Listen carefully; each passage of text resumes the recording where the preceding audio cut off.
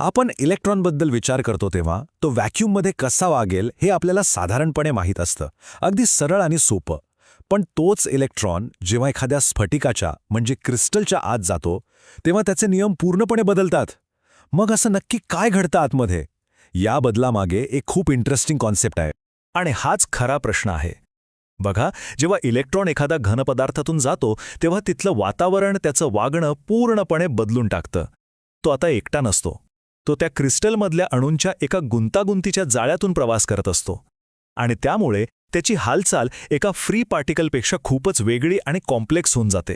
तर या प्रवासात आपण काय काय पाहणार आहोत? सगळ्यात आधी हे प्रभावी वस्तुमान किंवा इफेक्टिव्ह मास नक्की आहे तरी काय ते समजून घेऊ. मग ते येतं कुठून, त्याचा के रिलेशनशिपशी काय संबंध आहे ते बघू. त्यानंतर इलेक्ट्रॉन आणि होल्सवर त्याचा कसा परिणाम होतो ते पाहू. वस्तुमानाच्या काही विचित्र पण खऱ्या प्रकारांबद्दलही बोलू. आणि शेवटी हे सगळं तंत्रज्ञानासाठी इतकं महत्त्वाचं का आहे हे स्पष्ट करू. चला तर मग सुरुवात करूया. प्रभावी वस्तुमान म्हणजे नक्की काय? सोप्या भाषेत सांगायचं झालं तर ही भौतिकशास्त्रज्ञांनी शोधलेली एक जबरदस्त आयडिया आहे.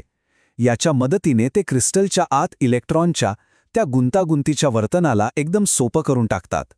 हे प्रभावी वस्तुमान, ज्याला आपण एमस्टारने दाखवतो, ते इलेक्ट्रॉनचं खरं वस्तुमान नाहीये. ही एक प्रकारची गणिती युक्ती आहे. हे एक असं मॉडेल आहे जे क्रिस्टलच्या आतली सगळी बलं, सगळ्या ॲटॉमिक इंटरॅक्शन्स या सगळ्यांचा विचार करतं आणि आपल्याला इलेक्ट्रॉनकडे असं बघायला मदत करतं जणू काही तो व्हॅक्यूममध्येच फिरतोय, पण एका वेगळ्या बदललेल्या वस्तुमानासोबत. आता बघा, या दोन परिस्थितींमध्ये किती मोठा फरक आहे. डावीकडे व्हॅक्यूममधला इलेक्ट्रॉन, त्याचा मार्ग सरळ सोपा आहे. पण उजवीकडे क्रिस्टलमधला इलेक्ट्रॉन, तो अणूंच्या एका विशिष्ट रचनेतून जातो. या अंतर्गत बलांमुळे काय होतं तर बाहेरून लावलेल्या फोर्सला मिळणारा त्याचा प्रतिसादच बदलतो. आणि म्हणूनच आपल्याला प्रभावी वस्तुमान ही संकल्पना वापरावी लागते. ठीक आहे, पण मग हे प्रभावी वस्तुमान येतं तरी कुठून? याचं मूळ सॉलिड स्टेट फिजिक्सच्या एका खूप मूलभूत गोष्टीत आहे, आणि ती म्हणजे एनर्जी वेव्ह वेक्टर किंवा के रिलेशनशिप. चला बघूया हे नक्की कसं काम करतं. तर प्रभावी वस्तुमान ठरतं कशावरून? ते ठरतं के ग्राफच्या वक्रतेवरून. म्हणजे तो ग्राफ किती शार्प आहे किंवा किती फ्लॅट आहे यावरून. सोपं आहे. जर ग्राफची वक्रता तीव्र असेल म्हणजे तो शार्प असेल तर प्रभावी वस्तुमान कमी असतं, जणू काही तो इलेक्ट्रॉन हलका झालाय. आणि जर ग्राफ सपाट असेल म्हणजे फ्लॅट असेल तर प्रभावी वस्तुमान जास्त असतं, ज्यामुळे तो इलेक्ट्रॉन जड वाटतो. आता हे सूत्र बघून कदाचित थोडं किचकट वाटेल, पण त्यामागची कल्पना खूप सोपी आहे जी आपण आत्ताच बघितली. के ग्राफ जेवढा जास्त वक्र, जेवढा शार्प, तेवढं प्रभावी वस्तुमान कमी म्हणजे आपला कण हलका आहे. आणि ग्राफ जेवढा सपाट तेवढा प्रभावी वस्तुमान जास्त म्हणजे कण जड आहे. बस इतकंच. चला आता हे सगळं सेमीकंडक्टर्समध्ये, म्हणजे जिथे आपलं सगळं इलेक्ट्रॉनिक्स चालतं, तिथे कसं दिसतं ते बघूया. कारण इथेच प्रभावी वस्तुमानाची संकल्पना खूप महत्त्वाची ठरते. सेमीकंडक्टर्समध्ये करंट वाहून नेणारे फक्त इलेक्ट्रॉन नसतात, तर होल्स सुद्धा असतात. होल म्हणजे काय तर इलेक्ट्रॉनची रिकामी जागा. आता कंडक्शन बँडमधल्या इलेक्ट्रॉनचं प्रभावी वस्तुमान त्या बँडच्या तळाशी मोजलं जातं.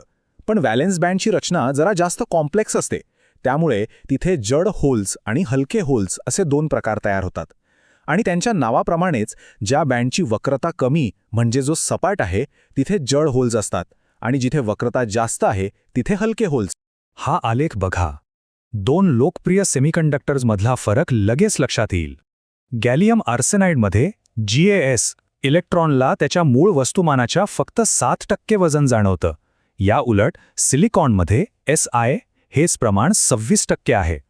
याचा थेट परिणाम काय होतो तर गॅलियम आर्सेनाइडमधला इलेक्ट्रॉन खूपच हलका आणि त्यामुळे जास्त वेगवान असतो. म्हणूनच हाय स्पीड डिव्हाइसेससाठी त्याचा वापर केला जातो.